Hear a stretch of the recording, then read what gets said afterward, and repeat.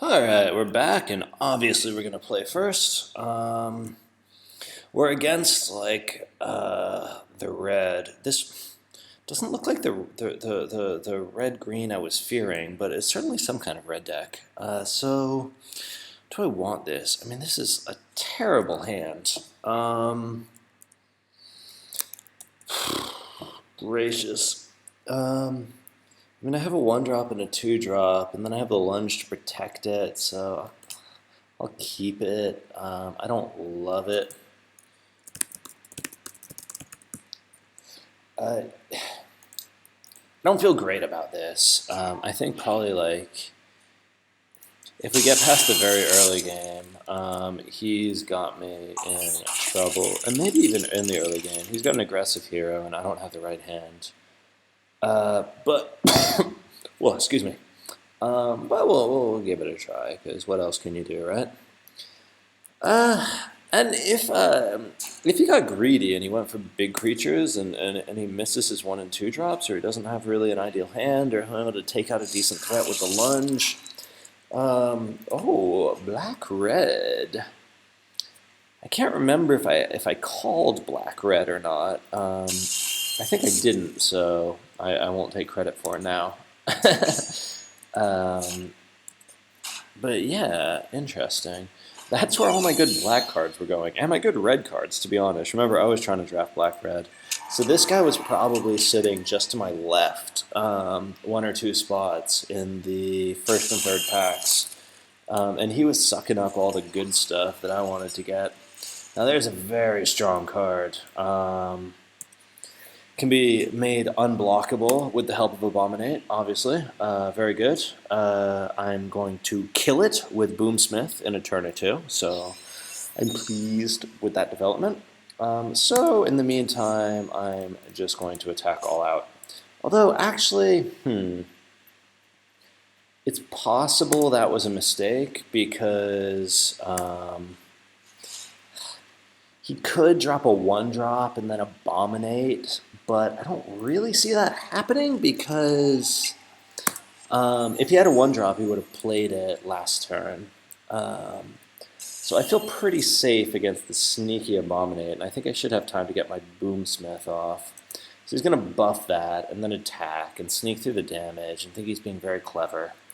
And I could actually kill it with the lunge because when he declares, whoops, he's going to stomp my blocker. That's kind of a hilarious move on his part because unless he was guessing I had the lunge, which would have been the most incredible read in Hex history, I actually couldn't have blocked anyway because that has 2 attack and this only has 1 attack. But I'll take it for what it is, and I'll happily save my whatever I'm trying to say combat trick for later and rely on the Boomsmith. So here, there's always a question like, which unit do you buff? And I like the idea of buffing the Basher, but the problem with buffing the Basher is if he's your only guy, you sort of end up in a bit of a pickle, right? So you could even make the argument to buff nothing, even though it's giving up a unit of damage for the time being, because it's worth having the optionality later. Ultimately, that's the way I'm going to go, because what I would have done is, I wouldn't buff the Basher, because then, say he drops something threatening, right? Something with 3 attack. Oh, the Boomsmith comes out. What's he going to take down? The Boomsmith? It's boom on boom action, yeah. So that's fine. The Boomsmith isn't a real threat. He buffs it. It honestly doesn't matter. Because I can give first strike, right? So I don't care about that none. Here, I messed up actually. I clicked my spacebar a little bit too aggressively. I meant to drop the Deadeye Ripper and attack with that as well. So that was a bit of an oversight. But as it is, it only changes my damage by 1 point. And whatever, I'm able to clear his board off. It's all good. Pass priority, blah, blah, blah. Only 1 damage. It actually was 2 points. That's really annoying. But whatever. Probably should have held that in my hand, given that I don't have anything more expensive than a 4-drop, so that would have been free to play, and it has speed. Although that's brilliant, because now his bomb does not affect me. Do I want... It doesn't matter which I choose, so that either makes me discard or it makes me take damage, but in either case, it's 0. So, that's pretty fun. Now, this is where the first striking becomes really handy. Oops, I hope my video keeps working. Don't warn me, I want to see this. If the video cuts off, I'll just let you guys know how it goes, although that would be sad. So I've got the skewer, so probably I'm going to first strike the basher. All of these choices are marginal, to be honest.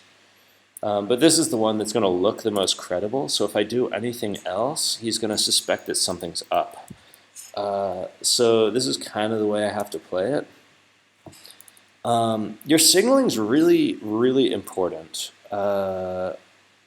Anyway, I'll deal the damage to that, blah, blah, blah. Hit him, donk. Then I should be able to skewer this little guy. Your signalling is important. Like, if I'd first striked anything other than the basher, that would have been stupid. So that would have been a signal that I'm up to something sneaky.